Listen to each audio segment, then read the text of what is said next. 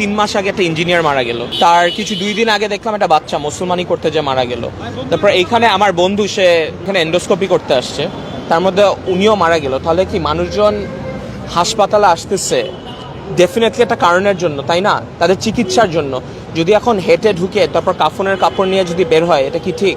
কারণ আমি সত্যিতে একটা জিনিস জাস্ট চিন্তা করে দেখেন, এখানে আমি ওর বন্ধু বুঝলাম, কিন্তু এখানে ওনার বোন, ওনার বউ, উনার বাচ্চা, উনার বাবা, মানে এতজন। আর একটা জিনিস সত্যি কথা, আমার আঙ্কেলের সাথে কথা বলে যেটা মনে হয়েছে, মানে পৃথিবীতে এত কঠিন একটা জিনিস নাই মানে নিজের ছেলেকে কবর দেওয়ার মতো। সত্যি কথা, আপনাদের সবাইদের তো নিশ্চয়ই ছেলে মেয়ে আছে এখানে যারা আছেন, আপনাদের যদি একই জিনিসটা ফেস করতে হতো, চিন্তা করেন 32 বছর পালছেন ছেলেকে, তারপর একদিন এন্ডোস্কোপি করতে গেল অ্যান্ড নাই।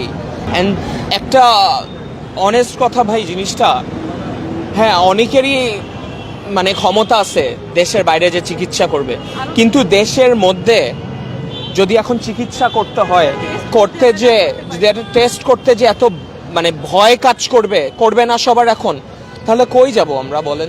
আমরা জাস্ট দাঁড়াইছি, কিন্তু আমাদের বন্ধু কিন্তু ফেরত আসবে না। আসবে রাহিব ভাই, ফেরত আসবে না, ডেফিনেটলি ফেরত আসবে না আমরা যত এটা করি। কিন্তু আমরা চাই না এটা আরেকজনের সাথে হোক। সত্যি কথাই একটা জিনিস, আমরা চাই না এটা অন্য কারোর সাথে আবার হোক। আমরা একটা better health care institution, better health care system চাই, এটাই। কারণ এটা বারবার হচ্ছে সত্যিতে আমার মনে হয় প্রথমে তো আই থিঙ্ক ডক্টরের কেসে দেয়ার ওয়াজ নেগলিজেন্স, হসপিটালের ল্যাক অফ কেয়ারিং, কারণ মনিটর করতেছে না নাকি না, এটা তো হসপিটালও করতেছে না। সো বুঝতেছি না আমরা কার কাছে যাব। কারণ ঘুরে ফিরে আজকে তো আমার বন্ধুর সাথে হয়েছে, কিছুদিন পর আপনাদের চেনা কারোর সাথেও হতে পারে, তখন আবার। আর এটা কি আমরা ফেসবুকে 2 দিন এটা নিয়ে লেখালেখি করব, ভুলে যাব, তারপর আবার হতে থাকবে? এটা কি হয় ভাই বলেন?